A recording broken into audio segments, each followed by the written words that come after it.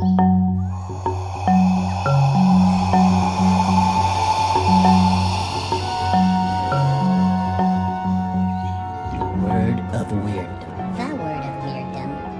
Word of Weirdom.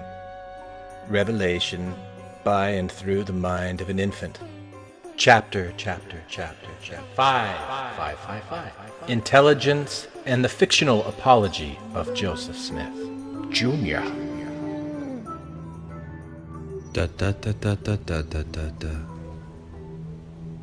I wanted to know if the Book of Mormon really was true. And you know what happens when you really pull on that string with a sincere desire to follow the evidence to whatever conclusion that evidence leads you to. And it didn't take very long for me to shift my belief that the Book of Mormon is a 19th century creation, written, and that's not even the right word to say, written by Joseph Smith. It was imagined by Joseph Smith. That's my belief, at least. My belief is that Joseph Smith had a very fertile imagination, and that he was interested in a lot of deep questions, almost as interested as he was in showing off to other people, being loved,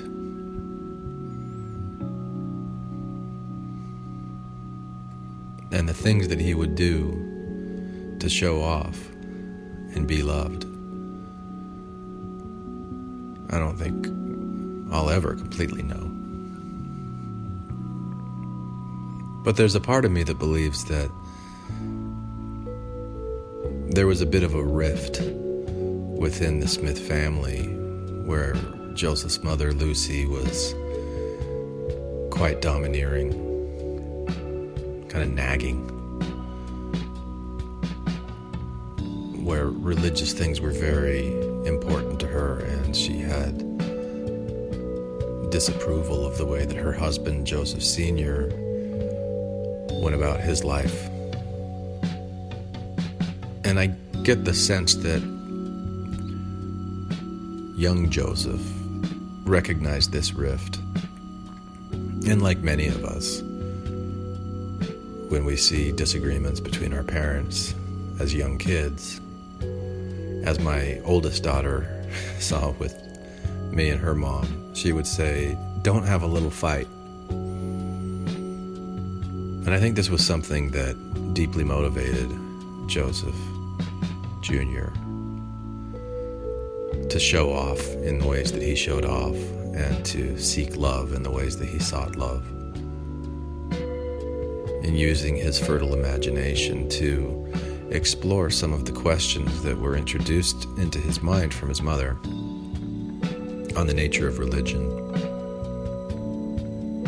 And I can't help but believe that there were some deep truths that Joseph stumbled upon. My dad used to have this saying, not original to him by any means, but this is where I first heard it. Even a blind squirrel finds an acorn sometimes. And so occasionally I will come across something from Joseph Smith and think, oh, you know, he kind of got that right. As Obi-Wan Kenobi would say, from a certain point of view. Like this idea that in the beginning there were intelligences. This is kind of a really cool, interesting wrinkle in Mormonism, contribution of thought, that I really haven't heard that much about. I haven't heard many other people interested in or excited by this idea that in the beginning there were intelligences, and that these intelligences somehow formed spirit, and that the spirit then became flesh. When this idea came into the mind of Joseph Smith, and how it came into the mind of Joseph Smith, I don't know. I think it was sometime in the 1830s. I don't know if it was something that he read from Emanuel Swedenborg, or that he heard from someone else, or something that he imagined during a mushroom trip. But it's not wrong, is it? Intelligences. Intelligence. What happened 13.8 billion years ago that science calls the Big Bang? This singularity, this rapid expansion, where space and time were created within a void through this rapid expansion of what? What banged? What expanded? What was it? Was it intelligences? What does that even mean? What does the word intelligence mean? Does it mean how smart something is? This is intelligent and that is not, because this is smart, this is not smart, this is dumb. Or does intelligence mean information? I have this intelligence report. He works for the Central Intelligence Agency. He gathers intelligence. In the beginning, there was information. In the beginning, there was data. In the beginning, there was experience. In the beginning, there was progress. In the beginning, there was evolution. What is evolution if not intelligence building upon itself? From a certain point of view. Is gravity intelligence? Is it information? Is it data? Is the strong and the weak nuclear force intelligence? Is DNA intelligence? Do these chromosomes contain data that have been evolving over time, learning and adapting to the environment? Was there intelligence that then formed spirit? Is spirit simply another name for the invisible cooperation of intelligent systems, communities, and forces that create what we call nature and life and humanity? Is intelligence responsible for culture, art, creativity, expression? Is intelligence responsible for the shape of your skeleton and the function of your brain? Is intelligence responsible for the shape, size, and function of every cell in your body? Is intelligence responsible for my ability to think and feel and imagine, even when I imagine things that might not sound very intelligent to some of you? Is it intelligence that allows you to determine that? Was it intelligence that drove Joseph Smith to create the Mormon Church? Oh wait, I'm sorry. I mean, to organize the Mormon Church, seeing as how matter cannot be created nor destroyed, only organized into different forms, as we see and experience all around us and within us. Was intelligence responsible for the vision of the fictional apology of Joseph Smith that I created in my mind during an ayahuasca ceremony, when the intelligence that forms dimethyltryptamine and the intelligence that forms monoamine oxidase inhibitors was introduced into the intelligence that forms my central nervous system and my mind, with all of my conscious and subconscious thoughts and feelings? Was it intelligence that fueled my imagination several years ago when I sat down and recorded this, the fictional apology of Joseph Smith? All right, so here's some thoughts that I had. The apology of Joseph Smith.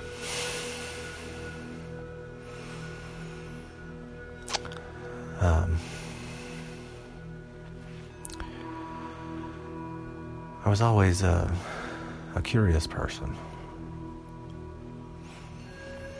but I was also very skeptical, and that may surprise a lot of you. And I don't expect anybody to believe what I'm saying. I know I wouldn't if I was hearing it, because I was very skeptical always. Even as a kid, when I was hearing what my mom taught us about folk magic, it was interesting. There was something that drew me to it, but I challenged it. You guys don't know that, but it used to drive her nuts the way I would challenge her. But I wanted to test it. I wanted to prove it for myself. And that's how I got into the whole peepstone treasure digging thing. It was fun. And it was powerful. You know, people would pay us money to lead them on these treasure hunts. And we weren't getting money any other way. What would you do? But I knew what I was doing.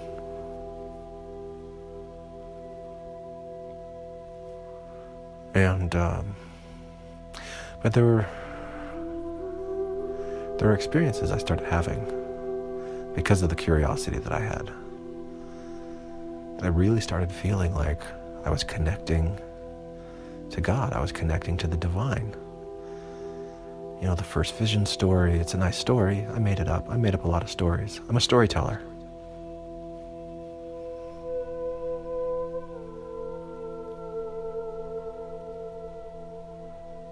But I started feeling like I was really connecting and starting to understand the purpose of things. It's like all of the religious fervor that was around us at the time and this Protestant zeal was a seed. And I started watering it and watching it grow. And as I explored these ideas, it just became so clear to me that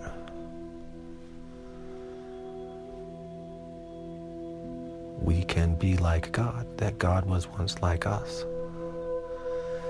That there's this thing that I call the light of Christ that's inside of everyone, your spirit, your soul. I really believed that. I really believed that we were deity in embryo. And it was such a liberating way to view people around me because I had been so skeptical for so long. And I started really seeing the divine in everyone. I just loved everyone. And that kind of ended up biting me in the ass, but we'll get to that.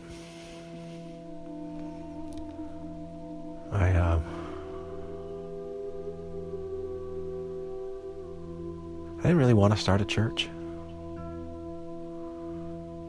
I was pressured into that. But it wasn't hard to go into because there was so much love, so much excitement. People loved the message. You know, the Book of Mormon was really my first venture into storytelling, and it was clunky. But it was as I was exploring these ideas. And I hadn't come to some of the insights that I came to later yet, and that's obvious.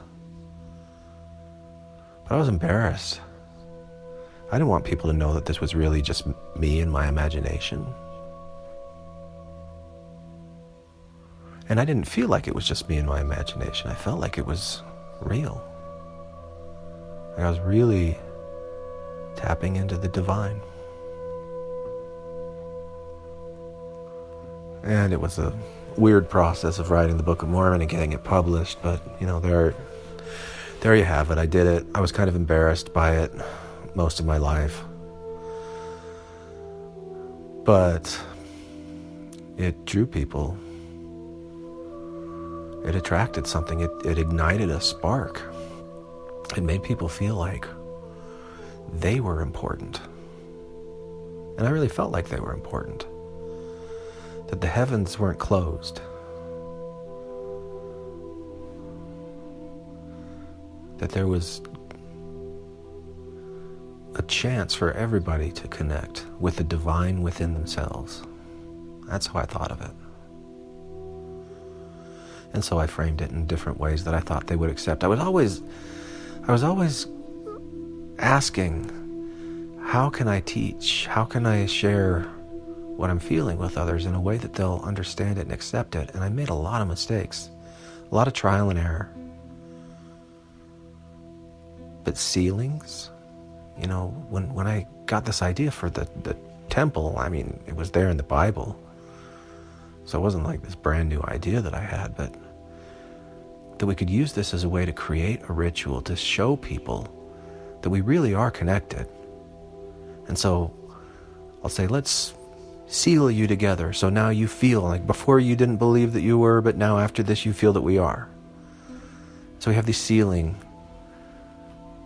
ceremonies in the temple. Not just to husband and wife, but to everyone. We were all sealed together.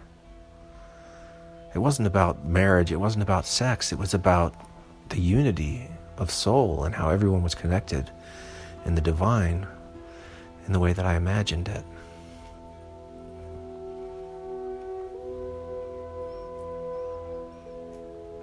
But, not everybody understood the way I was trying to teach it, and of course, you see today what's come of it. These symbols that had these ideas behind it that I was just exploring became monuments, monoliths, and a lot of wealth. I would have loved to have seen some of that wealth in my day.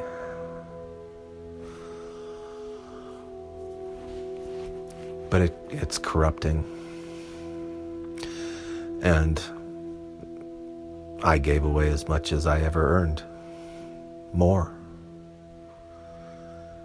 I didn't care about wealth. I did care about power. Felt good. The more that people were attracted to what I was saying, it felt good. And, slowly over time, that connection that I felt early to the divine got thinner and thinner and thinner, and it was as my ego was growing larger and larger and larger. I was kind of pushing it out. And I was still doing pretty good. I was still having good insights. I was still leading people in ways of self-discovery for them. But when I started taking the idea of sealing a little bit too far and loving too far, it started with an innocent dalliance with Fanny Alger. I mean, there were others before that, truth be told. But that's the most well-known. And it gnawed at me. How could I do this? How could I have such this connection to the divine that I felt like I did, but still be cheating on Emma? She was awesome. Emma was awesome. Why was I cheating on her? What was wrong with me? It bothered me. And I invented rationalizations for it. DNC 132. It wasn't until Helen Mar Kimball, 14 years old, the most shameful moment of my life was the realization after the fact that what I did, what I thought was consensual, what I thought was an act of love, I saw in her eyes the fear and the resignation. And it didn't hit me until afterwards. What a horrible, horrible thing I had done. And how could everything that I had done up to this point led me to that?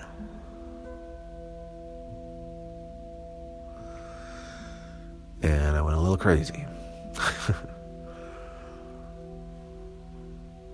I got really defensive. I wasn't the same person I had been before. And I saw that the way that the direction that the church that I had started was going, I wasn't proud of anymore. It was out of my control. I was out of my control. And there's no excuses for it. What I did was wrong. I feel that wrong. I carry that wrong with me through eternity. There's no atonement that wipes away how wrong that was. And there's no atonement that removes from me. Shame isn't the right word, but it's the awareness of how wrong that was. That doesn't go away. That's a lesson, unfortunately, that I had to learn. But what I want to say to all of you who are questioning the Mormon Church, I want to say I'm sorry. I apologize. I was wrong. And the way that this church has gone, I'm not happy with. I'm on your side, if that means anything to you at all. I'm on your side. Thank you for listening to Infants on Thrones. That's it.